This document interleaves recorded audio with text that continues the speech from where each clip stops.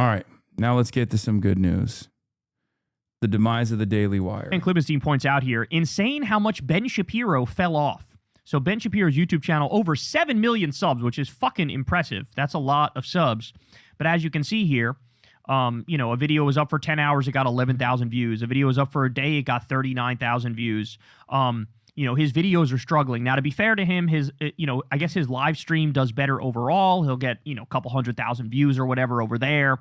But the individual clips that he posts have gotten worse and worse and worse and worse. And of course, the reason why this is happening is because the bottom has fallen out from under MAGA.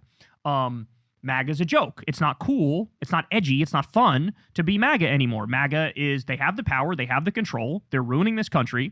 The economy's in the shitter. The fucking illegal and offensive war waged against a country that didn't attack us is something that only like 27% of the country is on board with. So it turns out if you're just a little regime simp, it doesn't work out well in this moment, right? Like, Fuentes, not struggling as much. Tucker, not struggling as much. Ben, massively, massively struggling because all he does, he's a fluffer for the regime. He's Donald Trump's fucking ball boy. That's what he is. He washes Trump's balls on a daily basis. Well, if he was just doing that, there's you can do that and maintain your audience. The problem is it's Israel. And also because he's Jewish and also supporting Israel, a lot of the people on the independent media side are not really interested in hearing from someone who is constantly defending Israel, and certainly not interested in hearing that argument from a Jewish person. This is precisely the reason why Patrick Bet-David has been able to withstand the loss of revenue that Ben Shapiro hasn't been able to withstand. Also because Ben Shapiro is like unbelievably pro-Israel too. Like Patrick Bet-David at least is like he'll have like a little bit of ambiguity when he talks about these issues. He knows better.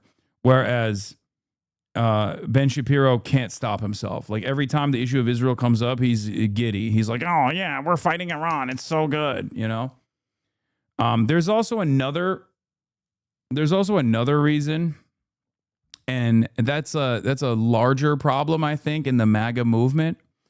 I have talked about this before. In the 2016 era, the MAGA movement wanted to present itself as like both counterculture, but also somewhat intellectual.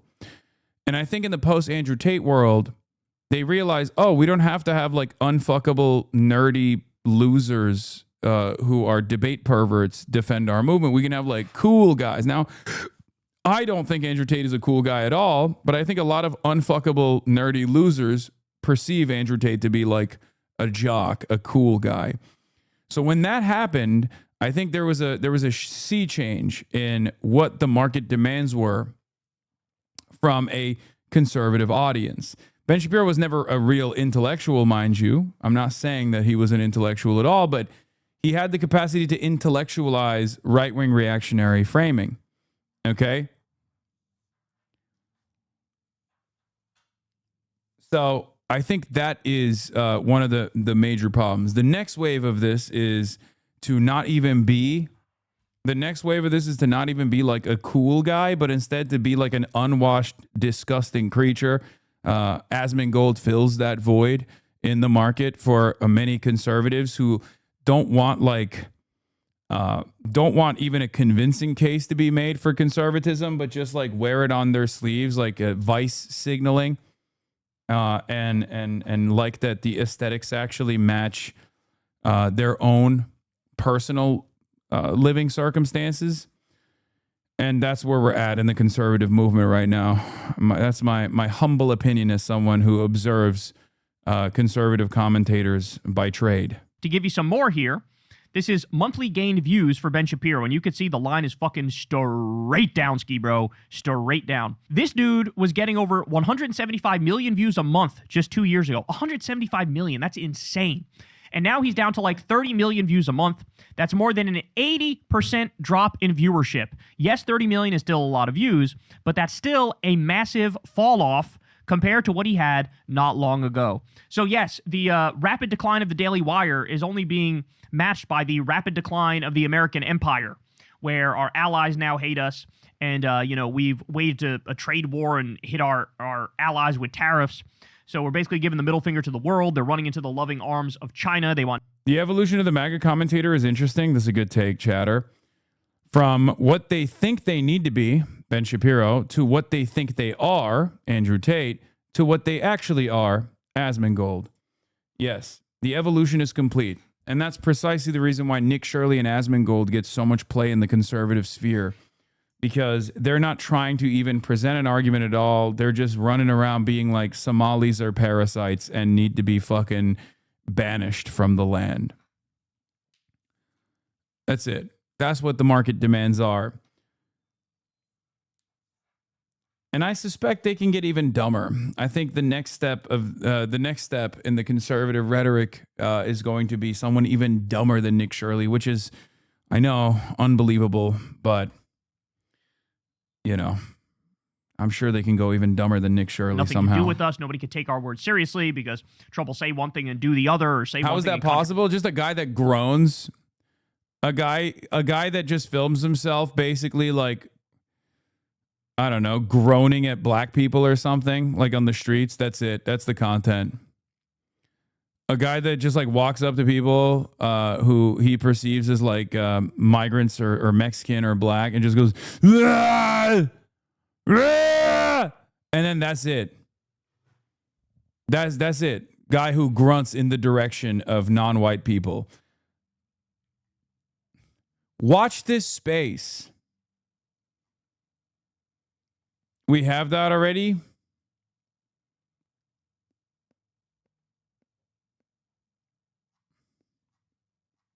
Predict himself within the next sentence. People don't know how to deal with us, so we're alienating ourselves. The Daily Wire is in a similar position. They've made enemies of a lot of their former hosts. The message they're spreading is no longer appealing, and so we end up getting this. The Daily Wire slashes half of workforce as Ben Shapiro YouTube viewership plummets by 85% since last year. Restructuring at the Daily Wire leads to significant staff cuts as Ben Shapiro's digital influence wanes. The Daily Wire has confirmed mass layoffs across multiple teams, dealing a sharp blow to the conservative media empire Ben Shapiro co-founded into a billion-dollar operation a decade ago. The company's restructuring, announced on May 1st, came through a spokesperson statement citing investment in new production formats and geographic expansion. Former employee Candace Owens immediately alleged that more than 50% of the staff have been removed, a claim the outlet's own editor-in-chief publicly dismissed as insane. The cuts arrive as third-party analytics data point to a sharp erosion in Shapiro's digital reach, with his YouTube channel shedding an estimated 85% of its monthly viewership from a late 2023 peak. Confirmed and disputed claims at the Daily Wire. In a statement provided to the Wrap on May 1st, the Daily Wire spokesperson confirmed the restructuring included layoffs to a number of teams, with cuts largely concentrated at its Nashville production office. No headcount figures were provided. The company said it would continue investing in editorial and investigative journalism, having recently established a Washington, D.C. bureau with White House briefing room credentials. Political reporter Cameron Arcand, who covered the D.C. beat for the outlet, confirmed on X that he had been impacted by layoffs today at the Daily Wire. He described the situation as tough news and said he was seeking new opportunities in journalism and communications. You have some numbers, they say up to maybe 60%, more than 60% of their people got laid off. Editor-in-chief Brent Scher responded directly on X, yes, the company had layoffs today. It was always really tough. No, it's nowhere near 50% of the company. That's insane, and also insane to post without verifying. Independent industry tracker LayoffHedge.com estimated approximately 100 roles cut, representing roughly half of the remaining workforce at the time of the publication. And then they go on to the collapse of Shapiro's YouTube, and they talk about the YouTube income declining massively, 85% decline in views, so on and so forth. Hemorrhaging survivors. So they say in the past 30 days, while shedding 20,000 subscribers, losing 20,000 subscribers. So now remember, let's not forget, they were trying to compete. The Daily Wire was trying to compete with Disney. They were trying to be the conservative version of Disney. And so they have this like Netflix-looking... Just think, a year ago or so, Shapiro was in music videos rapping with Tom McDonald, How the Mighty Have Fallen. Yeah.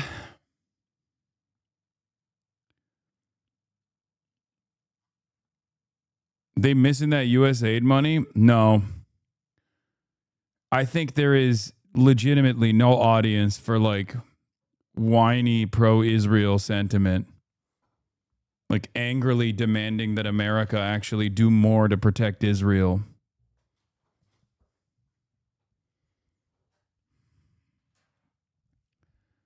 There's just, what fucking person wants to hear about that? No one. System where, you know, they had like their kid shows. They were laid off a while ago, the kid shows people, but they try to create. But I think that was their biggest problem. I did call it. This is what, remember at the time when they established the Bentkey production side, when they were going to start making like more professional content, what did I tell you? I said, this is what took out the NRA. Did I not tell you this? The media game, especially professional media, is unbelievably costly. And at the time, when they said that they were going to do this like Disney competitor, what did I say? Go back and watch the videos. Roll the fucking clip if you want to see it. Wasn't your prediction this year them failing? This was even before then. This was a couple years ago in 2023, I think, or whenever they initially said that they were going to do Bentkey Productions. But yeah,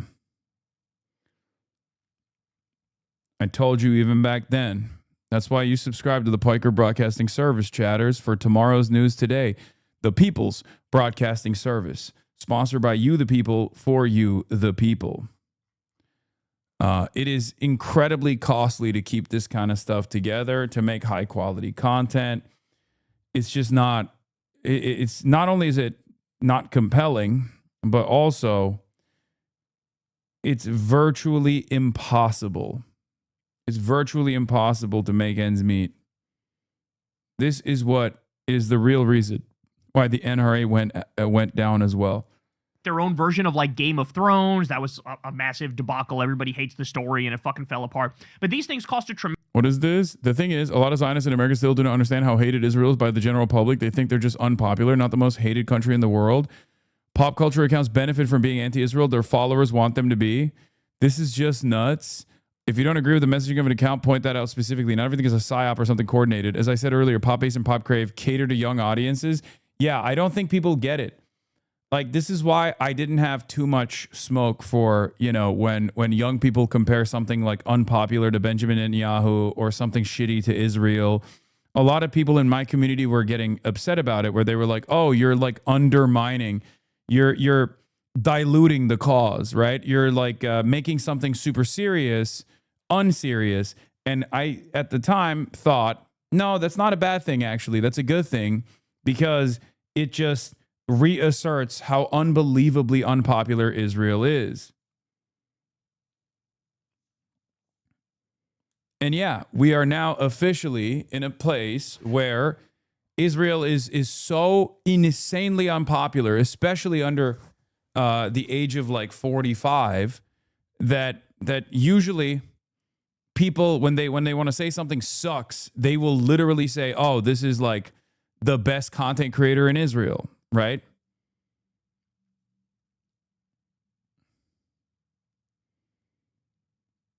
Yeah, my kids call each other spiritually Israeli. Yeah, when someone is being annoying or feel a sense of entitlement, people go, oh, you're being spiritually Israeli.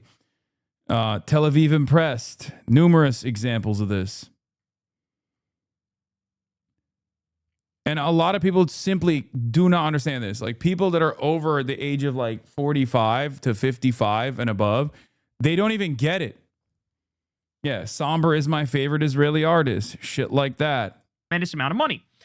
They were over leveraged, bro. And we've seen this time and time again in political media in particular, where people think like, you know, hey, we'll make this the hub. We'll make this the, you know, central casting for like the CNN of online news. And bro, people make kiss the wall jokes. Like normie content creators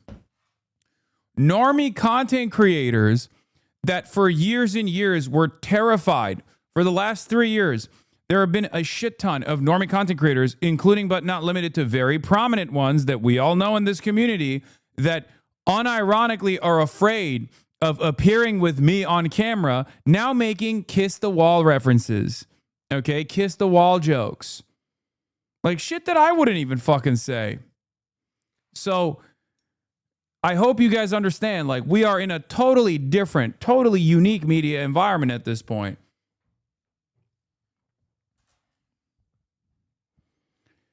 So yeah. Roblox started making AI slop, and the top comment under its videos were Tel Aviv approved AI slop. Everyone hates Israel. Yeah.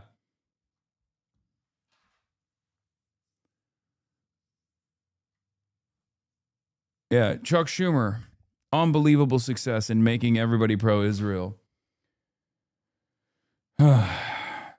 Yeah, I was really worried about how standing up to the lobby would go. Their shit has no motion anymore. I mean, in the public, they don't, but that's why they're fucking desperately flinging at anyone and everyone they can to try and make an example out of them. Myself is who I'm obviously referencing here.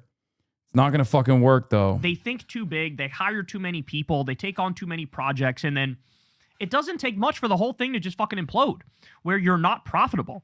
And so that's exactly what happened here. They're not fucking profitable. But the good news for them is the billionaire class, I guarantee you, will love to rush in and prop up the Daily Wire.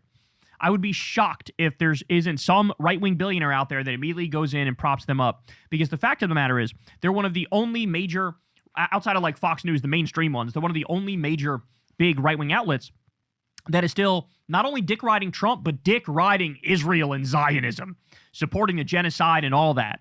So I do think there will be some form or fashion of a lifeline for the Daily Wire in the sense that it's not going to go away. And, you know, the billionaire sugar daddies will rush in to save the day, because that's always what happens with right-wing outlets. Now, by the way, I would say if, like, you know, if it's like you're sticking to a message and sticking to your principles and that's why your business is hurting, normally I would actually give credit. That, like, good, you're not, like, trying to ride the wave and go with the flow, and, like, you're staying true to who you are. And, like, there's something commendable in that, even on, you know, in the down times.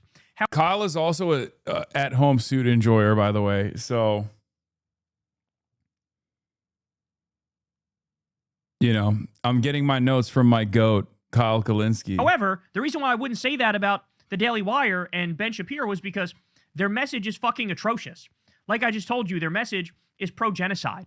Their message is pro-ethno-state. Their message is pro-Epstein class. Their message is cut taxes for the rich and give the wealthy all the money and cut all the social safety net programs and, like, get rid of the free school lunches for kids. Like, this is their belief system. Fuck Medicare, fuck Medicaid, gut those, destroy them, destroy Social Security. They want things that are objectively horrible for this country. So, for any other media person, if they stay true to who they are and stick by their principles and go through a downturn, but they don't care and they don't adjust because they want to keep telling the truth as they see it, that's fucking commendable, bro. We've had hard times on this channel before. There were times where we were in the wilderness, but I refused to fucking wave ride and narrative hump and tell people what they want to hear just so that they'll watch. You know, we stuck to our guns and told the truth, and then eventually times bounce back. But the difference is we're actually advocating for improving people's lives and fixing this country, and the Daily Wire and Ben Shapiro are advocating for destroying this country and making horrible decisions and, you know, letting Israel crusade through the Middle East and continue to bomb 7 countries and commit multiple genocides and create a greater Israel. So he gets no credit for sticking to his principled message because his principles are fucking atrocious and disgusting. But it's an amazing thing to see. What this says to me is, in a very simple way, what this says to me is the mainstream conservatism, Fox News has that locked down, right?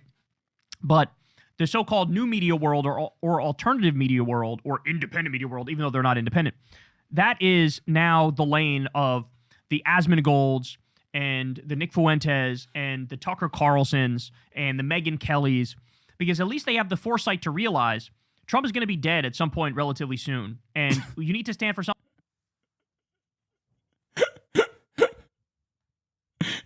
Oh God, I love Kyle's commentary, man. He's just fucking awesome.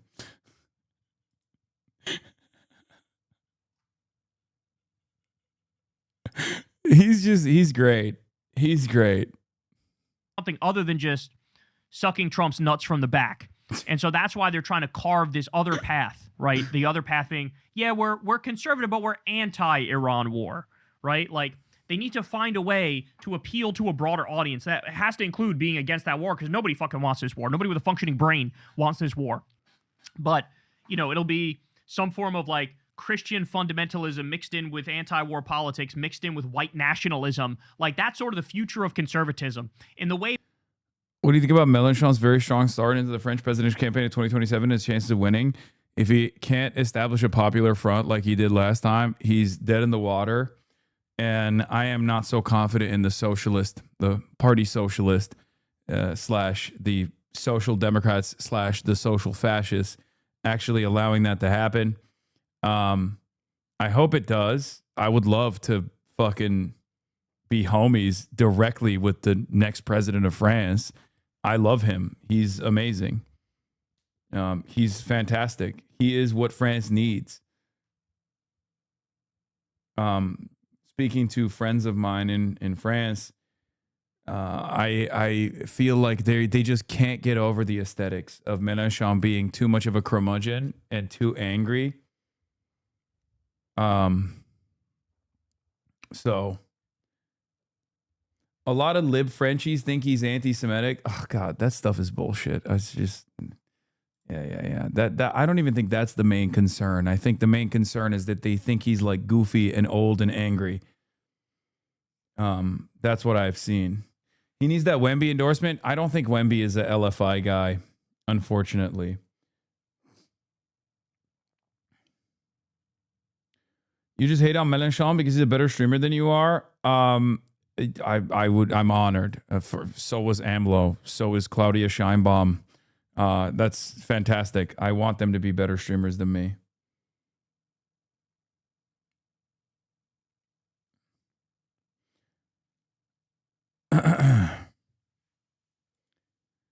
Since you're a suit guy now, fraudulent by the way, and you just watched Casino, you have to choose what your favorite fit by De Niro was in the movie. Dude, I am not kidding when I say this. This is the reason I need all of them. This doesn't do it justice. Every single suit that Robert De Niro wears in the Martin Scorsese Casino is incredible. Incredible. Down to the arm fire. You should do something with him again, Mélenchon, anytime, any day, time and place. The only problem is he just like doesn't speak any English.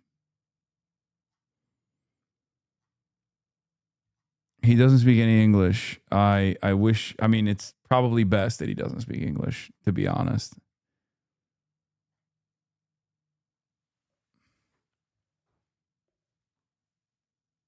It's okay. You can learn French. For my goat, Melen goat, I'll learn French.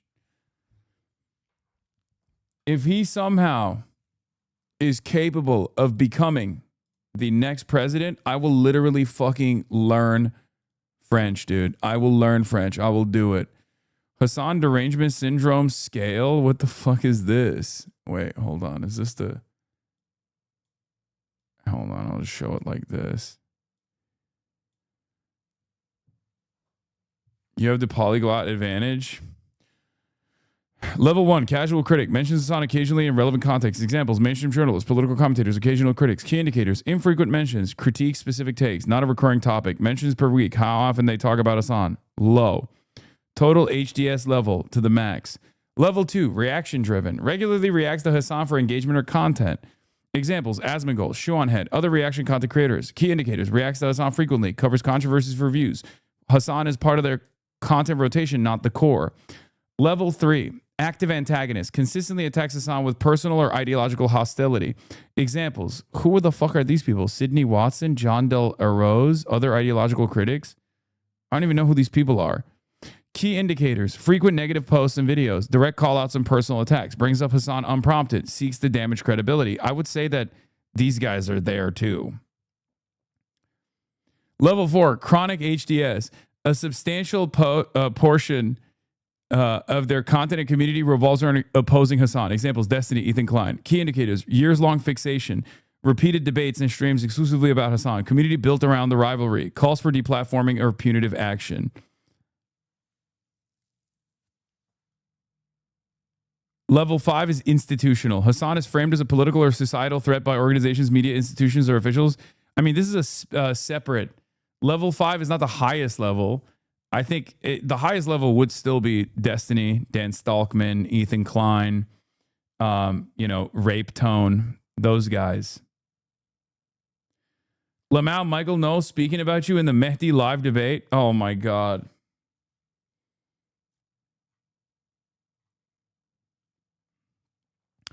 Examples: Fox News, Wall Street Journal op-eds, The Atlantic, New York Post, Vox, Politico, ADL, Anti-Defamation League. Key indicators: sustained negative coverage, institutional statements and campaigns, portrayed as extremist threat, uses political weapon in party or public discourse. Special category: acute HDS rape tone variant. Extreme fixation and hostility in a short time span with constant unhinged output. Examples: rape tone. Key indicators: high volume, low restraint, unprompted obsession, extreme personal attacks, attempts to provoke or escalate constantly, makes us on a full-time target. HDS metrics: how we measure the symptoms, unprompted references, deplatforming advocacy, calls for bans, coordinated campaigning, works with others the platform to push narratives against us on, longevity of obsession, how long the fixation has been going on. Yeah, I think like, dude, there are a lot of people on this list. There are a lot of, you know, some infamous, some formerly famous people on this list. But these are, I don't think the tier, the levels are correct.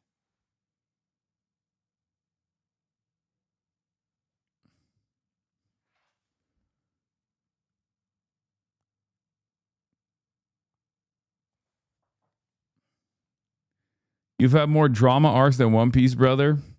Yeah. Yeah.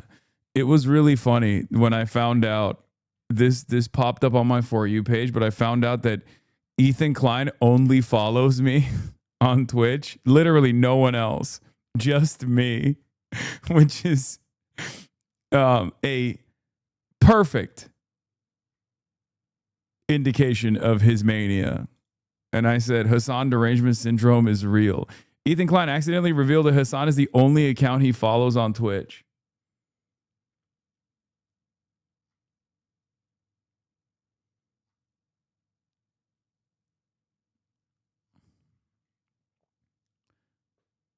He responded, I think I saw this. Finally, proof that Ethan has been intentionally avoiding my content. I barely even speak about this dope anymore, but he's still boosting deranged, obsessed, snark accounts. Who else would I follow on our work Twitch account, Bozo? Wait, that's really funny. He just admits it. He's like, no, it's actually normal and good and healthy that I only follow you. Why would your work account only follow me, man? Also, I barely even speak about this dope. Now, I have not been keeping up with the Kleins. But I assume that, what is this? It's true, only like 22 mentions last month. It's an improvement. I was about to say, like, I highly doubt that he has stopped talking about me altogether. I mean, it would be great. And yes, only 22 mentions in 1 month. That is a noticeable improvement from the 3 mentions a day that he was averaging for months and months on end. It is pretty funny, however, that he says, I barely even speak about this dope anymore. Who else would I follow on the work account? Brother, don't you have literal employees that stream on the platform Twitch? Don't you have your own Twitch profile? Like,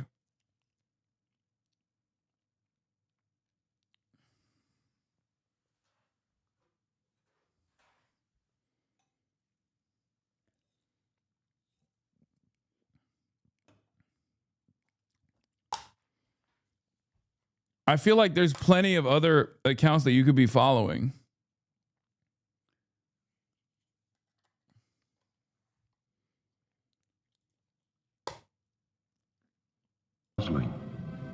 Yeah, we've watched this before, but it's always funny. I've ever seen anything quite like this before.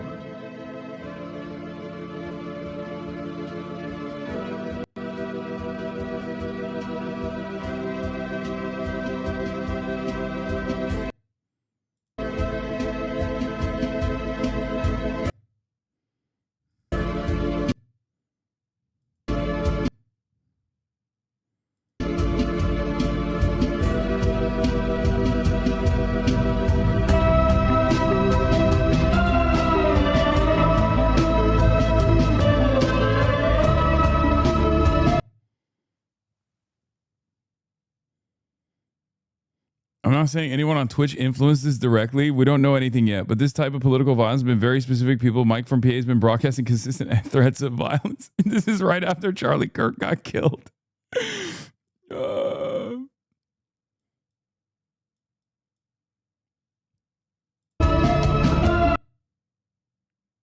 Great performance. Let's drum up some more donations for you to give me. Appreciate it.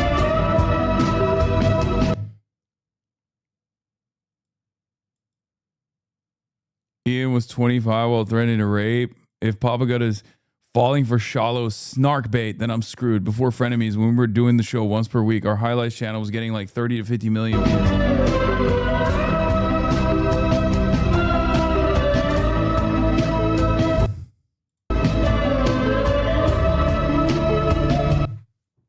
It's puzzling.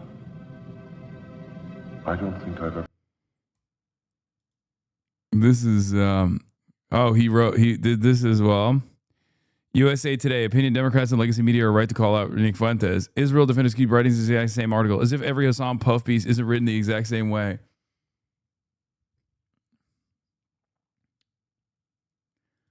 Joy Reid and Jem Welch discussed the false Nick Fuentes Hassan comparisons. Damn.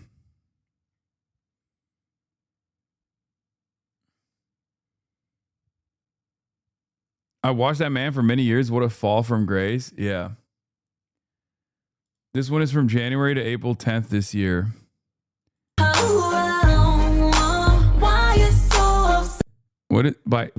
April 10th, Zionist Ethan Klein had already posted 90 Instagram stories about Hassan Piker since the start of the year, but go on lying about how you hardly speak about him anymore.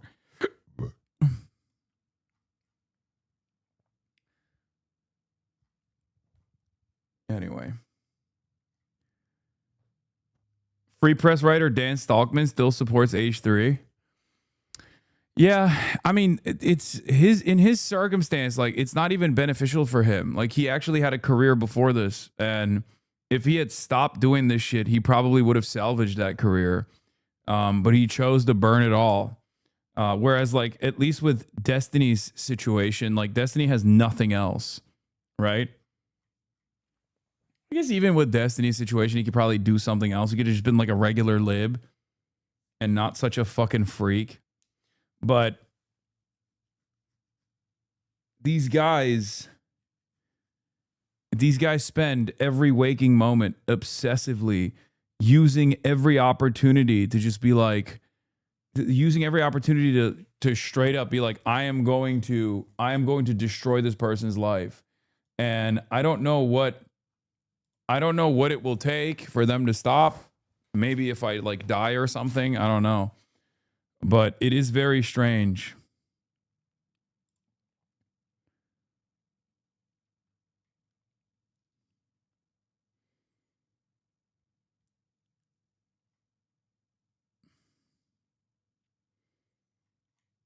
Austinox did you dirty? What is this?